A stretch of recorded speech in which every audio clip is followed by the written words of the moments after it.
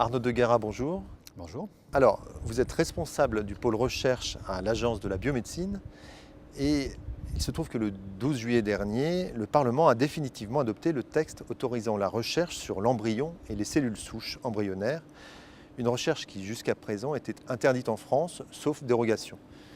Mais avant toute chose, de quoi parle-t-on? Qu'est-ce que c'est que cette recherche sur les embryons et les cellules souches embryonnaires? Alors cette recherche, d'abord un mot important, c'est les embryons et les cellules souches embryonnaires humaines. En France, pour d'autres espèces, il n'y a aucun problème. Donc cette recherche, elle vise à connaître plus précisément la biologie de justement ces fameuses cellules souches embryonnaires humaines qui sont dérivées d'embryons humains et également la biologie des embryons. C'est très important car d'une part, ça peut toucher au développement, au premier stade du développement de la vie humaine, mieux connaître, éventuellement avec des implications en termes de soins en assistance médicale à la procréation par exemple. Et pour les cellules souches embryonnaires humaines, il y a tout un pan qu'on appelle la médecine régénérative qui à terme permet d'espérer des thérapies qu'on appelle cellulaires. Alors quand je dis à terme, c'est plutôt à moyen voire grand terme, donc plusieurs années, voire plusieurs dizaines. Et également des perspectives de développement de médicaments, par exemple. Et ça, c'est peut-être dans un développement un peu plus proche. Jusqu'à présent, c'est-à-dire avant cette nouvelle loi, quel était le cadre législatif de ces recherches? Alors, c'est un cadre qui remonte à plusieurs années, voire plusieurs dizaines d'années. La première loi, elle date de 1994, la première loi de bioéthique, et elle interdisait toute recherche sur l'embryon humain. Sur l'embryon humain uniquement, car à l'époque, les cellules souches embryonnaires n'avaient pas été découvertes. Elles ont été découvertes en 1998. Donc la deuxième loi date de 2004. Et là, pour le coup, donc, il a été décidé par le législateur que cette recherche serait interdite avec des dérogations. Donc ces dérogations seraient délivrées par une nouvelle agence, l'Agence de la biomédecine, nous. On va en reparler, ce sont des autorisations administratives. Ensuite, on a eu la révision de cette loi de bioéthique en 2011 et ce principe d'interdiction avec dérogation a été maintenu. Et donc jusqu'à cette loi de 2013 où le législateur a décidé d'autoriser avec des conditions cette recherche. Donc, des recherches sur les embryons ou sur les cellules souches embryonnaires, il en existe depuis 2004 en France. Exactement, depuis 2004. Alors, qu'est-ce qui est autorisé? Alors, ce qui est autorisé, c'est tout projet de recherche qui respecte un certain nombre de conditions qui sont posées par la loi. Donc ces conditions, elles existent depuis 2004 et elles varient plus ou moins. Par exemple, une condition qui n'a pas changé depuis 2004, c'est la pertinence scientifique du projet. C'est-à-dire, nous, l'agence, ne pouvons autoriser un projet que s'il est pertinent, c'est-à-dire, d'une part, s'il n'a pas déjà été fait, s'il ne s'intéresse pas à des choses complètement farfelues, s'il ne touche pas à des sujets un peu frivoles, comme par exemple la dermatologie, par exemple, des crèmes de beauté. Ça, c'est absolument inconcevable dans le cadre actuel. Après, on a d'autres conditions qui ont plus évolué. On est passé, par exemple, en 2004, on ne pouvait autoriser un projet que s'il était susceptible de permettre des progrès thérapeutiques majeurs. En 2011, c'est devenu des progrès médicaux majeurs. Et maintenant, en 2013, on a une finalité médicale majeure. Donc vous voyez que ça évolue un peu dans le temps. Alors peut-être que ça peut paraître à la marge, mais à l'agence, quand on discute de ces projets, par exemple c'est discuté au conseil d'orientation, je peux vous dire que ce n'est pas toujours aussi léger que ça, et parfois ce sont des mots qui peuvent avoir leur importance. Entre les dérogations d'hier et les autorisations d'aujourd'hui, quelle différence y a-t-il vraiment? Peut-être que la question pourrait également être posée à des chercheurs, parce qu'eux ont leur propre point de vue là-dessus. Du point de vue de l'agence, donc d'une agence réglementaire, l'ensemble du processus qui va de la réception de l'autorisation à la délivrance, enfin de la demande d'autorisation à la délivrance de cette autorisation, fondamentalement depuis 2004, ça n'a pas changé. C'est-à-dire que, avant 2013, donc, on délivrait des dérogations, et après, donc le 6 août 2013, on délivre des autorisations. Après, le processus reste le même. Nous examinons les conditions. Alors, ces conditions changent quelque peu. Elles sont discutées, elles sont pesées au niveau des instances de l'agence. On y reviendra peut-être. Mais fondamentalement, pour nous, ça ne change pas énormément de choses. Après, comme je vous disais, les chercheurs vont vous répondre qu'au niveau de la lisibilité de la loi, en particulier à l'étranger, et de la réception de cette loi par éventuellement des organismes publics qui vont financer, des organismes européens qui vont financer, des équipes européennes qui vont vouloir collaborer, là, on peut peut-être estimer, en tout cas c'est le point de vue des chercheurs, que les choses ont évolué et que ça va permettre des financements et des collaborations plus faciles. Quel est le rôle de l'Agence de la biomédecine dans ce processus? Alors nous, comme je vous disais au début, nous délivrons des autorisations qu'on appelle administratives. Nous sommes une agence de l'État. Donc notre rôle, c'est de veiller à ce que la loi soit respectée, donc de veiller à ces fameuses conditions dont nous parlions tout à l'heure, que ces conditions sont respectées. Donc nous recevons les demandes d'autorisation des équipes de recherche dans lesquelles ces équipes nous exposent ce qu'elles vont faire, ce qu'elles prévoient pour assurer la sécurité, la traçabilité de ces cellules, un certain nombre de choses, qu'elles veillent au respect éthique ou de l'embryon ou de la cellule. Donc ce dossier passe par un certain nombre d'étapes à l'agence. Nous avons d'abord ce qu'on appelle un collège d'experts. Donc ce sont des scientifiques indépendants qui travaillent dans les universités, dans des organismes, et qui se réunissent et qui examinent d'un point de vue scientifique ces autorisations. Et là, il vous dit, je parlais de la pertinence scientifique tout à l'heure, c'est vraiment à ce moment-là que la pertinence du projet qui est exposé est évaluée. Et on a eu des projets qui ont été refusés parce qu'ils ne semblaient pas pertinents sur certains aspects. Donc ce collège examine le projet et dit, bon, bah voilà, ça respecte les conditions scientifiques. Ensuite, il y a une autre instance à l'agence qui est le conseil d'orientation, donc qui réunit finalement des représentants de la société civile, de certaines instances publiques, d'associations de patients, du comité consultatif national d'éthique, par exemple, d'un certain nombre de représentations de ce type-là, et là qui vont examiner les demandes plus sous un aspect éthique. Voilà. Est-ce qu'effectivement donc, toutes les conditions éthiques sont respectées? Donc c'est un sujet de recherche, l'embryon humain, qui est extrêmement sensible. Est-ce qu'il est traité avec tout le respect qu'on lui doit, avec toutes les précautions qu'on lui doit? Donc ce conseil d'orientation donne un avis, favorable ou défavorable, et ensuite c'est la directrice générale de l'agence qui, elle, émet, donc maintenant en 2013, l'autorisation de recherche. C'est un processus assez long. Alors c'est un processus que les chercheurs trouvent long. Souvent, je cite, on a un rôle aussi d'information du chercheur, parce que cet aspect réglementaire, finalement, pour lui, il est assez opaque. Et quand au téléphone, par exemple, j'annonce qu'il va y avoir 3 mois entre la réception du dossier et la délivrance de l'autorisation, en général, ça les fait bondir.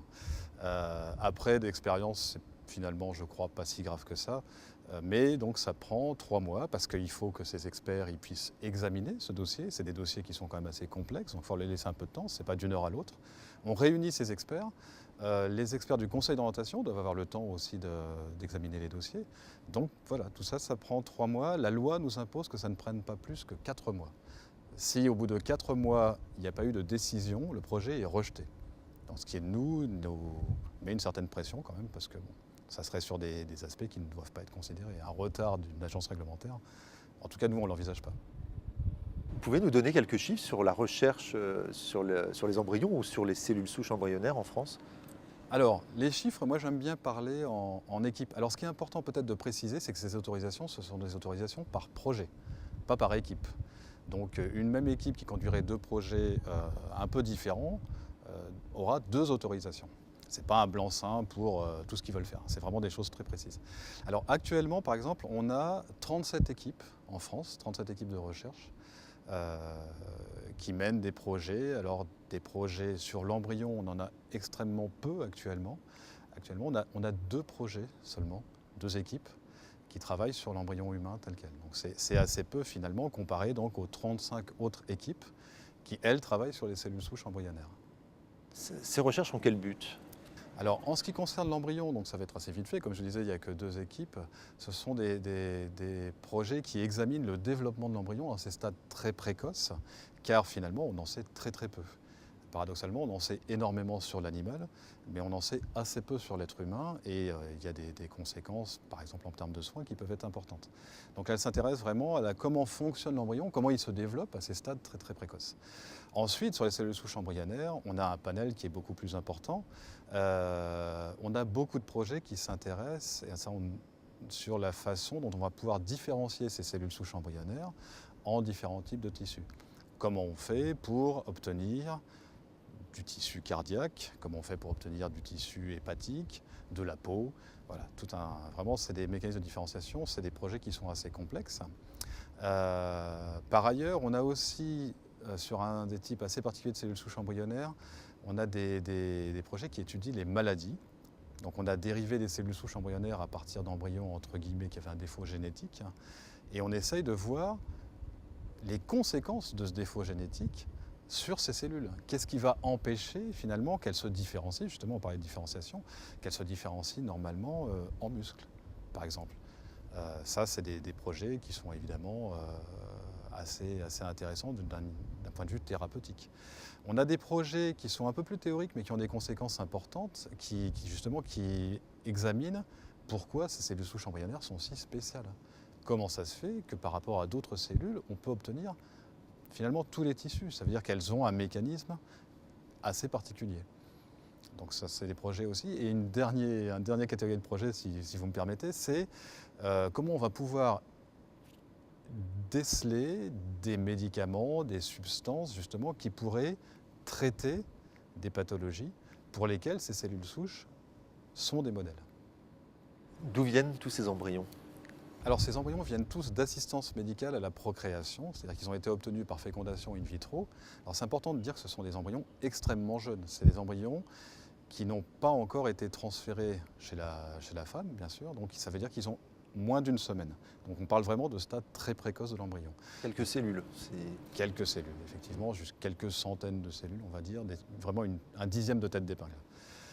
Ces embryons, ils ont été donnés à la recherche par les couples quand ils n'ont plus, on dit, de projet parental, c'est-à-dire en fait que finalement, on va prendre l'exemple heureux, ils ont eu 1, 2 enfants par assistance médicale à la procréation et donc ils n'ont plus de désir d'enfant. Dans ces cas-là, on leur propose de les donner à la recherche, donc c'est quelque chose d'extrêmement bien codifié. Le consentement est recueilli 2 fois par le médecin, une première fois et une après réflexion de 3 mois, donc c'est pas fait n'importe comment.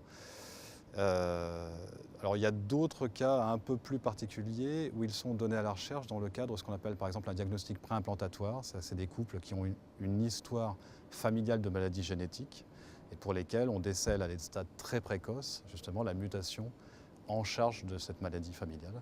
Et dans ces cas-là, ces embryons, ils sont entre guillemets éliminés, ils peuvent être donnés à la recherche.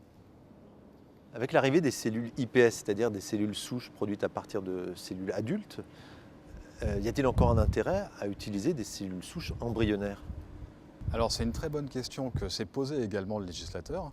Effectivement, donc ces IPS, pour expliquer très rapidement, ce sont des cellules qu'on peut obtenir à partir d'un fragment de votre peau, de la peau de n'importe qui, et par une manipulation quand même assez complexe, on obtient une cellule qu'on dit également pluripotente, un peu au même titre que les cellules souches embryonnaires, effectivement.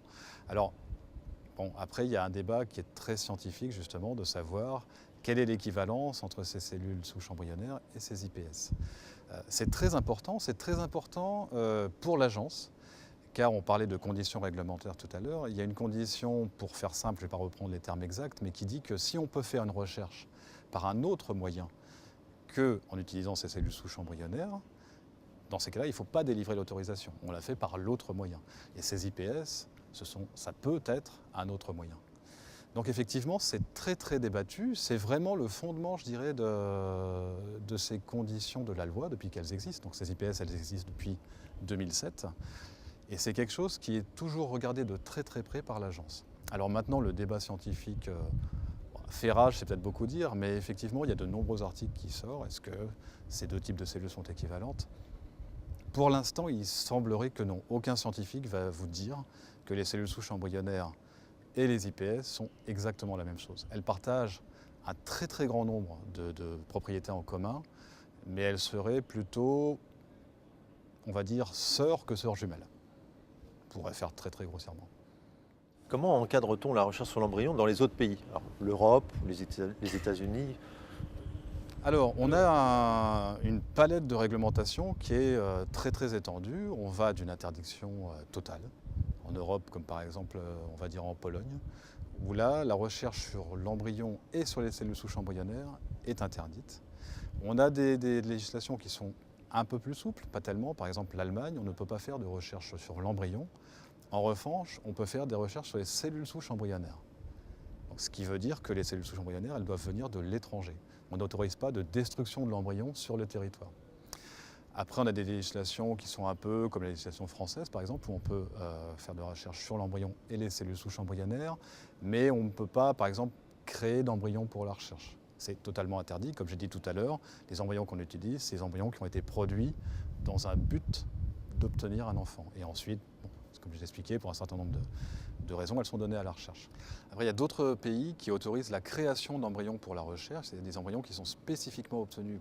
On sait dès le départ qu'ils vont être l'objet d'une recherche. Ce qui n'est pas possible en France. En France, c'est vraiment impossible.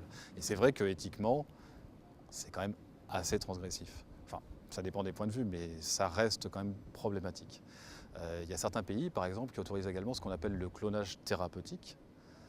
Donc là, on considère que tout ça, ce sont des législations qui sont très permissives. Alors après, pour donner des exemples, ce type de pays, c'est la Grande-Bretagne, c'est la Belgique, donc des pays qui sont quand même très proches de nous.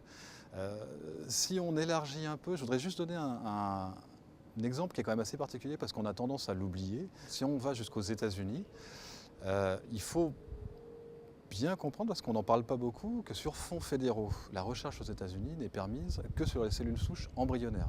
La recherche sur l'embryon est interdite aux États-Unis. Donc c'est quand même, dans ce sens, un peu plus restrictif qu'en France. Alors ensuite, si vous passez sur des fonds privés, là on peut faire ce qu'on veut, on est aux États-Unis. Si on revient sur l'Europe, est-ce qu'on peut imaginer un jour une homogénéisation des lois sur la recherche sur l'embryon?